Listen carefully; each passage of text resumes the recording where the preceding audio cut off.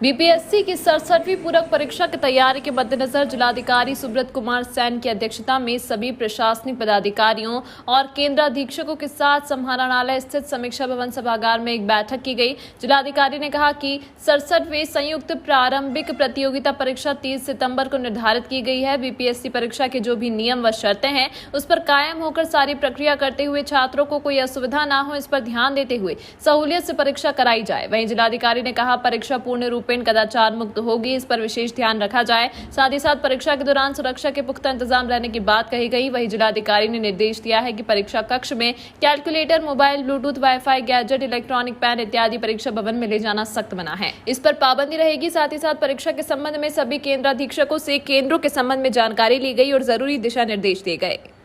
BPSC की आपको पता है कि परीक्षा जो है वो आयोजित हो रही है 30 तारीख को और 58 टोटल सेंटर्स हैं यहाँ भागलपुर और नवगछिया में। तो आप लोगों ने देखा ही है कि इस बार हम लोगों ने सब लोगों को ब्रीफिंग के लिए बुलाया था। काफ़ी संख्या में जो है केंद्राधीक्षक, सारे पुलिस पदाधिकारी, स्टैटिक मजिस्ट्रेट, जोनल मजिस्ट्रेट, मतलब इस एग्ज़ाम से जुड़े हुए जितने भी पदाधिकारी कर्मी हैं सबको हम लोगों ने बुला करके ब्रीफ किया है। जिला शिक्षा पदाधिकारी के स्तर से ऑलरेडी पहले ब्रीफिंग हो चुकी है और कहीं कोई समस्या नहीं है, बिल्कुल शांतिपूर्ण तरीके से परीक्षा संपन्न।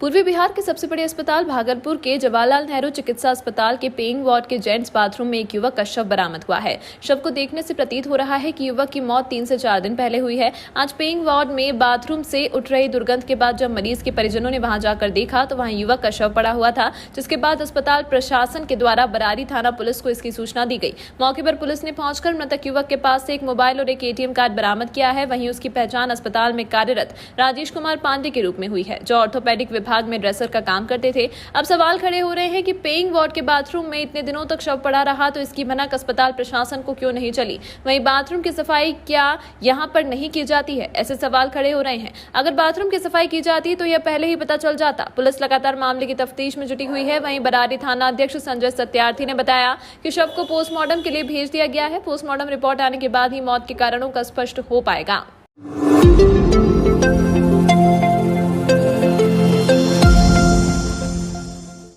भागलपुर के हबीबपुर थाना क्षेत्र के करोड़ी बाजार में आम लोगों के द्वारा हत्या के आरोपी मोहम्मद डीजे उर्फ दिलशाद को पकड़कर उसकी जमकर धुनाई कर दी गई, जिसके बाद आम लोगों द्वारा हत्याकांड के आरोपी को पुलिस के हवाले कर दिया गया है। बता दें कि 25 सितंबर को करोड़ी बाजार में फेरी का व्यवसाय करने वाले मोहम्मद सनी की गोली मारकर हत्या कर दी गई थी। क्रिकेट खेलने के विवाद में मोहम्मद सनी की हत्या मोहल्ले की मोहम्मद डीजे पर हत्या करने का आरोप परिजनों ने लगाया था, जिसके बाद आज आरोपी डीजे मृतक सनी के घर पहुंचा और हथियार के बल पर परिजनों को केस वापस लेने की धमकी दे रहा था और केस वापस नहीं लेने पर जान से मारने की धमकी दे रहा था। इसी क्रम में मोहल्ले के लोग इकट्ठा हो गए और आरोपी डीजे उर्फ दिलशाद को पकड़ लिया गया और उसकी जमकर धुनाई कर पुलिस के हवाले कर दिया। वहीं मृतक की पत्नी का कहना है कि आरोपी को सख्त से सख्त सजा दिलाई जाए, जिससे यह लोग सुरक्षित रह सके।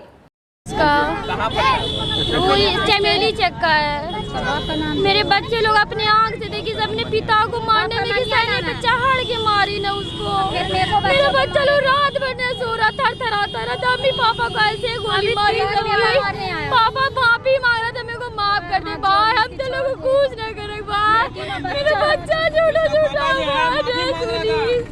बस 3 गोली लगा दी उसको सीने में चढ़ के। 2 बात स्टेडियम है ना, वहाँ पे ऐसे हंसी मजाक से कोई बात होने लगा, मारी थी इसको, खूब मार दी थी इसको। 3-4 लड़का खूब मिल के मार दी। इनके टाइम में को गाली मार लगा के दिए हैं, इसके नाक से ब्लड गिरने लगा।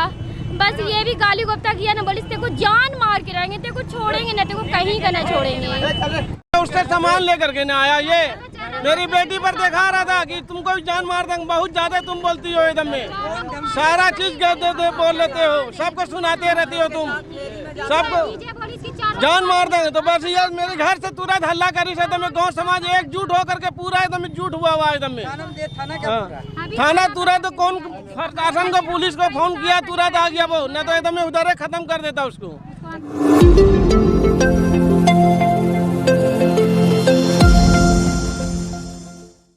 केंद्र सरकार हो या राज्य सरकार, महिला सशक्तिकरण को लेकर लगातार प्रयास किए जा रहे हैं, लेकिन महिलाओं पर प्रताड़ना का दौर आज भी जारी है। नाथनगर के अंतर्गत मधुसूदनपुर थाना क्षेत्र के रामपुर खुर्द की रहने वाली पुष्पा कुमारी अपने 2 बेटी और 1 बेटे के साथ पति राजेश कुमार सुमन और ससुराल वालों की शिकायत लेकर वरीय पुलिस अधीक्षक बाबूराम के पास अपनी गुहार लेकर पहुंची। पीड़िता का कहना है कि पति का दूसरी लड़की के साथ अवैध संबंध है जो पिछले 2 सालों से चल रहा है और पति के द्वारा लगातार मारपीट की जाती है और बच्चों की पढ़ाई तक के लिए पैसे नहीं दिए जाते। वहीं आज दुर्गा पूजा को लेकर बच्चों के लिए कपड़े दिलाने की बात जब पत्नी के द्वारा की गई तब पति ने न सिर्फ पत्नी की पिटाई की, पत्नी के ऊपर केरोसिन तेल छिड़क कर आग लगाने का भी प्रयास किया, लेकिन किसी तरीके से महिला और बच्चे भाग गए। महिला के द्वारा पहले भी मधुसूदनपुर थाने में शिकायत की गई थी, लेकिन कोई कार्रवाई नहीं हुई है, जिसके बाद आज महिला बच्चों के साथ वरीय पुलिस अधीक्षक बाबूराम से अपनी गुहार लगाने पहुंची थी, लेकिन वरीय पुलिस अधीक्षक किसी कार्य के कारण कार्यालय में नहीं थे, जिसके कारण उनसे मुलाकात नहीं हो पाई। वहीं कार्यालय के कर्मियों के द्वारा मधुसूदनपुर थाने को फोन कर महिला को शिकायत दर्ज कर कार्रवाई करने की बात कहकर महिला को थाने भेजा है। अब देखना है कि पुलिस अत्याचारी पति के खिलाफ क्या कार्रवाई करती है। पापा मारते हैं क्यों? क्योंकि पैसे हम लोग मांगते हैं ना, ट्यूशन समय फीस, स्कूल समय फीस, तभी मारते हैं। जूता से भी मांगा हुआ है, बोलते हैं जूता चप्पल दिला देते, बोलता है कि दिलाएंगे। 1 साल से कपड़ा सिया हुआ धरा हुआ है दर्जी का, अभी तक नहीं आन के दिए। मांगते तो मारते हैं और गाली भी बकते हैं। मेरा पति आग लगा के जौन मारने का कोशिश किया। क्यों?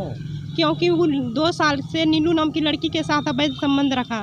बोलता है तुमको जौन मार देंगे उसको ला लेंगे हम घर। उसका लड़की का माँ बाप भी यही चाहता है, सबको हमको धमकी देते रहता है। वो लड़की भी गाली देती थी, दिया था इसका मोबाइल से, यहाँ हम तुम्हारा पति को हथिया लिए हैं। आज जैसे ही 4 दिन पे आया तो बोले क्या खाना खा, रोड पे घूरेगा लेकिन घर नहीं आता है। बोले क्या स्कूल ट्यूशन फीस दीजिए, घर में सामान सब नहीं है ला करके दीजिए। तो बोला कि तुमको जान मार देंगे, कुछ नहीं देंगे। बस करासन तेल लिया और ढार दिया, बस सलाई जैसे मारने के हम 2 बार झाड़ दिए तो 2 बार सलाई उसका हाथ से पकड़ के छीने, बस हमको उठा करके रूम में पटकने लगा। रूम में पटका, फिर बरंडा पे पटका, बरंडा पर से भागे तो आंगन गए, आंगन में घसीट के पटका।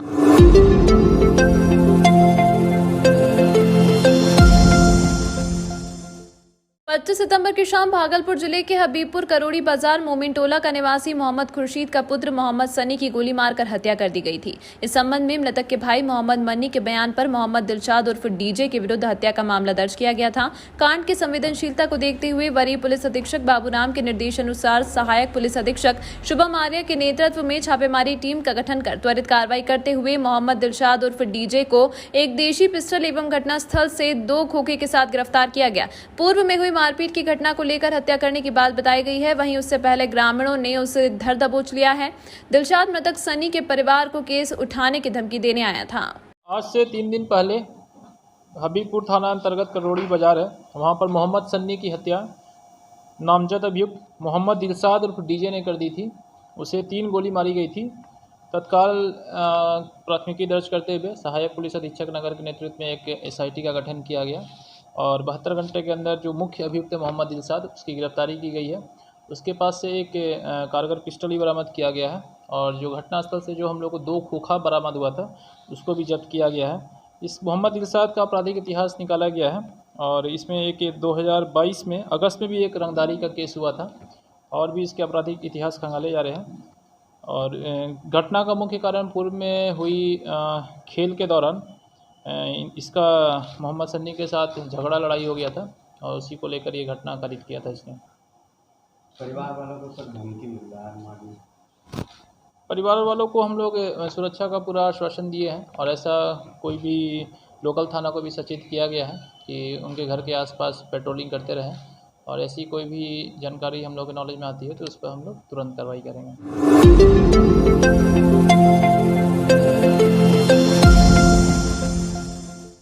जीरो माइल स्थित जिला उद्योग केंद्र के सभागार में केंद्रीय पेट्रो रसायन अभियांत्रिकी एवं प्रौद्योगिकी संस्थान सीपेट के द्वारा कौशल विकास योजना के तहत सभी नए पुराने उद्यमियों को उनके उद्योग को बढ़ावा देने के लिए सेमिनार का आयोजन किया गया, जिसमें कई बिंदुओं पर चर्चा की गई। साथ ही प्रशिक्षण कार्यक्रम के तहत सभी उद्यमियों से उद्योग और व्यवसाय के दौरान होने वाली परेशानियों की जानकारी हासिल की गई। इस दौरान सीपेट के डायरेक्टर मनोज कुमार मंडल और उद्योग विभाग के GM संजय कुमार वर्मा ने सेमिनार में मौजूद उद्यमियों को प्रशिक्षण देते हुए उनकी परेशानियों को जल्द से जल्द दूर दूर किए जाने का भरोसा भी दिलाया। इस दौरान नए उद्यमी स्वीटी कुमारी से उनके द्वारा लगाए गए नए उद्योग सरसों तेल मिल के विषय में जानकारी हासिल करते हुए उनका हौसला अफजाई भी किया गया।